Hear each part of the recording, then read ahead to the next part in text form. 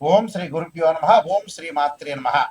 శ్రీ పరాభవ నామ సంవత్సరం అనేక పరిణామాలు, అనేక మార్పులు, అవమానాలు, ఎలాంటి పరాభవాలు జరగకుండా, ఎలాంటి అవమానాలు జరగకుండా, అంటే గతం విషయాలన్నీ కూడా మనం ప్రతి దానిలో కూడా కొంత జాగ్రత్తగా ఉండి ఆచితూచి అడుగు వేసే నామ సంవత్సరమే శ్రీ పరాభవ నామ సంవత్సరం అంటారు. అంటే గత అనుభవాలను గుర్తుపెట్టుకొని ఎలాంటి పరాభవాలు జరగకుండా మనం చాలా జాగ్రత్తగా మన జీవితాన్ని తీర్చిదిద్దుకోవాల్సిన నామ సంవత్సరం ఏంటంటే శ్రీ పరాభవ నామ సంవత్సరం అంటారు. సహజంగా పరాభవ నామ సంవత్సరం ఏంటంటే ప్రభవాతి సత్య సంవత్సరాల్లో 40వ నామ సంవత్సరం ఏంటంటే శ్రీ పరాభవ నామ సంవత్సరం అంటారు. శ్రీ పరాభవ నామ సంవత్సరంలో ద్వాదశ రాశులకు ఏ విధంగా ఉన్నాయో ఒక్కసారి మనం చూద్దాం. ముందుగా ముఖ్యంగా ద్వాదశ రాశుల గురించి ఫలితాలు మనం తెలుసుకునే ముందు ప్రధానంగా ఈ గ్రహగమన గతులు ఏ విధంగా ఉన్నాయో తెలుసుకుందాం. దీనిలో ప్రధానంగా మనకి జూన్ 1వ తారీఖు వరకు కూడా గురువు మిథున రాశిలో సంచారం చేయటం, ఆ తర్వాత 2వ తారీఖు నుండి మరి అక్టోబర్ 31వ తారీఖు వరకు కూడా కర్కాటక రాశిలోను, 31వ తారీఖు నుంచి గురువు అతిచారంతో మరి సింహరాశిలో సంచారం చేయటం, డిసెంబర్ 18 వరకు కూడా. డిసెంబర్ 18 తర్వాత 18 నుండి మరి సింహరాశిలో వక్రస్థితిలోకి గురువు వెళ్ళటం జరుగుతుంది. అలానే శని యొక్క బలాన్ని మనం చూసుకునేటట్టయితే శని మీనరాశిలో ఉండటం, జూలై 25వ తారీఖున మళ్ళీ వక్రస్థితిలోకి వెళ్ళిపోవటం, రాహుకేతువులు వచ్చేటప్పుడు రాహు కుంభరాశిలో 6వ తారీఖు వరకు ఉండటం, 7వ తారీఖున మకర రాశిలోకి, అలానే ప్రధానంగా కేతు వచ్చేటప్పటికల్లా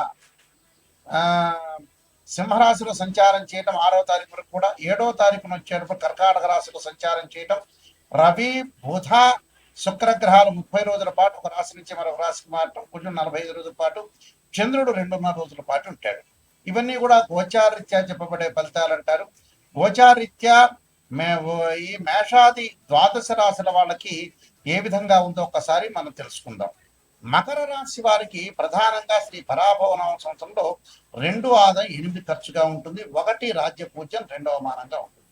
మకర రాశి వాళ్ళకి 2, 3, 4 పాదాల్లో జన్మించిన వాడు, శ్రవణ నక్షత్రం 1, 2, 3, 4 పాదాల్లో జన్మించిన వాడు, ధనిష్ఠ నక్షత్రం 1, 2 పాదాల్లో జన్మించిన వాడు కూడా మకర రాశి జాతకులు అవుతారు. మకర రాశి వారికి ధనలాభము, ధర్మ కార్యక్రమాల్లో పాల్గొంట, బంధుమిత్రుల యొక్క తో కలవటం ఒకటి, పనుల యందు కొన్ని ఆటంకాలు, కాలయాపన, దైవ కార్యక్రమాల్లో పాల్గొనటం, అలానే వృత్తి వ్యాపారాల్లో కొంత పని భారం పెరిగే అవకాశాలు ఉంటాయి. ఆర్థిక పరంగా లాభాలు, అకాల భోజనము, శ్రమ, భోగము, కార్యసిద్ధి. విద్యార్థులకి సామాన్యమైన ఫలితాలు ఉంటాయి. సంవత్సరంలో వివాహ ప్రయత్నాలు ఫలించే అవకాశాలు ఖచ్చితంగా ఉంటాయి. ఉత్తరాషాఢ నక్షత్రం 2, 3, 4 పాదాల్లో జన్మించిన వాళ్ళకి కోపంతో కొన్ని వివాదాలు జరిగేవటం ఒకటి, తరచూ ప్రయాణాలు, విదేశాలకు వెళ్ళటం అనేది అనుకూలించటం, కుటుంబంలో శుభకార్య సిద్ధి, నూతన కార్యసిద్ధి.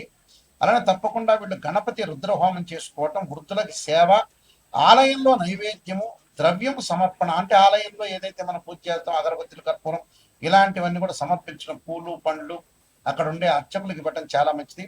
గణపతి పంచరత్న స్తోత్ర పాలనం చేయాలి. అలానే శ్రవణ నక్షత్రంలో జన్మించిన వాళ్ళకి గృహంలో మార్పులు, కుటుంబంలో వ్యక్తుల యొక్క సహకారం, బంధుమిత్రుల యొక్క కలయిక, నిర్మాణ ప్రయత్నాలు, వస్తువాహనాలు కొనుగోలు చేసే అవకాశాలు ఖచ్చితంగా ఉంటాయి. తప్పకుండా వీళ్ళు అరుణపాలనం చేయటం ఒకటి, నవగ్రహ హోమం ఒకటి, ఆలయ సేవ, సూర్య ఉపవాసనం, మౌనవ్రతం చేయటం చాలా మంచిది. అలానే స్రవిష్ఠ నక్షత్రం 1, 2 పాదాలు జన్మించిన వాళ్ళు స్థాన మార్పులు, ఆకస్మికంగా ధన నష్టం రాకుండా చూసుకోండి. అలానే అనారోగ్య భయం కలగకుండా చూసుకోండి. వస్తువాహనాలు కొనుగోలు, బంధుమిత్రుల యొక్క కలయిక అనేది విషయంలో కొద్ది జాగ్రత్తగా ఉండండి. వృధా ప్రయాణాలు, అనవసరమైన ప్రయాణాలు చేయొద్దని, అనవసరంగా ముందుకు వెళ్ళొద్దండి. నవగ్రహ హోమం, అలానే నలచరిత్ర పారాయణం చదువుకోవటం, కార్తవీర్యార్జునుల యొక్క స్థుతి, అలానే పానకము, పాలు వితరణ చేయటం వల్ల మనకు మంచి అవకాశాలు ఖచ్చితంగా ఉంటాయి. ఇవన్నీ కూడా గోచారరీత్యా చెప్పబడే ఫలితాలు అంటారు. అంటే this is the transit system అంటారు. ట్రాన్సిట్ సిస్టమ్ వేరు, బర్త్ చార్ట్ అనేది వేరు. What is the difference between transit system and birth chart అంటే, ఒక చెట్టు ఉంటుంది, ఆ చెట్టు కింద కొమ్మలు ఉంటాయి, ఆ కొమ్మల పైన ఆ చెట్టు ఉంటుంది, ఆ చెట్టు కింద వేళ్ళు ఉంటాయి, వేళ్ల పైన కాండం ఉంటుంది, కాండానికి బ్రాంచెస్ ఉంటాయి. ఎప్పుడైతే కొమ్మలకి ఆకులు ఉంటాయి. ఆకులు సహజంగా ఎప్పుడు వస్తున్నాయి అంటే మనకు సహజంగా రైన్ సీజన్లో వస్తాయి, వింటర్ సీజన్లో అలానే ఉంటాయి, అలానే సమ్మర్ సీజన్లో రాలిపోతుంటాయి. ఆ రాలిపోయే ఆకులే గోచారం అంటారు. అంటే గ్రహాలు ఒక రాశి నుంచి మరొక రాశికి కొంతకాలం పడుతూ ఉంటుంది. అంటే రాహుకేతులు 18 నెలలు, అలానే గురువు సంవత్సర కాలం, శని 2.5 సంవత్సరాలు, అలానే రవి బుధ శుక్ర గ్రహాలు 30 రోజుల పాటు ఒక రాశి నుంచి మరొక రాశికి మారుతాడు. కుజుడు 45 రోజుల పాటు ఉంటాడు. చంద్రుడు 2.5 రోజుల పాటు ఉంటాడు. ఇది గోచారం అంటారు. అదే బర్త్ చార్ట్ అంటే ఏమిటి అని అంటే మనం పుట్టినప్పుడు మన date of birth, time, place of birth తీసుకుని జన్మ లగ్నం నుంచి తనుభావము, అలానే ద్వితీయ భావము, తృతీయ సోదర భావము, సుఖభావము, అలానే సంతాన భావము, షష్టమ భావం అంటే రోగము, రుణానికి సంబంధించిన భావం అంటారు. సప్తమ భావం అంటే కడత్ర భావం అంటారు. అష్టమ భావం అనేది ఆయుష్ సంబంధించిన భావాన్ని అంటారు. స్త్రీలకు వచ్చే మాంగళిక భావం అంటారు. అలానే భాగ్య భావం, నవమ స్థానానికి సంబంధించిన భాగ్య భావం అంటారు. అలానే దశమానికి సంబంధించిన వృత్తి స్థానానికి సంబంధించిన భావం అంటారు. అలానే లాభభావం, లాభస్థానంలో ఎలాంటి గ్రహాలు ఉన్నాయో మనం చూసుకుంటాం. అలానే వ్యయ స్థానానికి సంబంధించిన వ్యయ భావం అంటారు. అంటే ప్రేమ, అలానే ఖర్చులు, ఇలాంటి భావాన్ని ద్వాదశ భావం అంటే వ్యయ భావం అంటారు. అలానే ఏదైతే ఒక్కొక్క భావానికి ఒక్కొక్క రాష్ట్రానికి ఒక్కొక్క భావాధిపతి ఉంటారు. ఉదాహరణకి తనుభావానికి రవిని, ద్వితీయ భావానికి గురువని, తృతీయ భావానికి సోదర భావని, చతుర్థ భావానికి చంద్రుడని, పంచమ భావానికి గురువని, షష్టమ భావానికి కుజుడని, సప్తమ భావానికి మరి శుక్రుడని, ఇలాంటి భావాలు చూసుకుంటాం మనం. అలానే ఆయుష్ భావానికి శని అని. అంటే ప్రతి భావానికి కూడా భావాధిపతులు ఎవరు అనేది సహజంగా మనం చూసుకుంటాం. ఆ భావాధిపతులను అనుసరించి రాశిచక్రము, నవాంశము, అలానే దశమాంశము, సప్తమాంశము, త్రింశాంశము, హోరా ద్రేకాణం సంబంధించిన డివిజన్ చార్ట్స్ కూడా ఉంటాయి. అంటే D16 చార్ట్స్ అంటారు. మనం మ్యాథమెటికల్గా క్యాలిక్యులేషన్ వేసి డివిజన్ చార్ట్ చూసి మనం అనాలిసిస్ చేయటం అనేది జాతకం.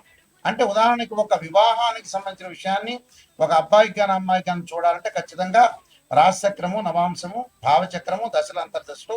సంతానపరంగా చూడాలంటే రాశిచక్రము, సప్తమాంశము, అలానే మనం భావచక్రము, దశల అంతర్దశ అనాలిసిస్ చేయాలి. ఇలాగ డివిజనల్ చార్ట్స్ చూసి మనం చెప్పడం అనేది బర్త్ చార్ట్ అంటారు. అంటే గోచారం ఎప్పుడు కూడా 20% మాత్రమే సపోర్ట్ ఉంటుంది. బర్త్ చార్ట్ అనేది 80% సపోర్ట్ మాత్రమే ఉంటుంది. ఎందుకని గురువు గారు, నాయకంటి గారు ఇలా చెప్పడానికి కారణం ఏంటి అంటే బర్త్ చార్ట్కి మనం ఏదైతే గోచారానికి సంబంధించిన విషయాలు ఎందుకు గోచారం చెబుతున్నారంటే అదృష్టం అనేది ఏ విధంగా ఉండబోతుందో మనకు తెలియదు.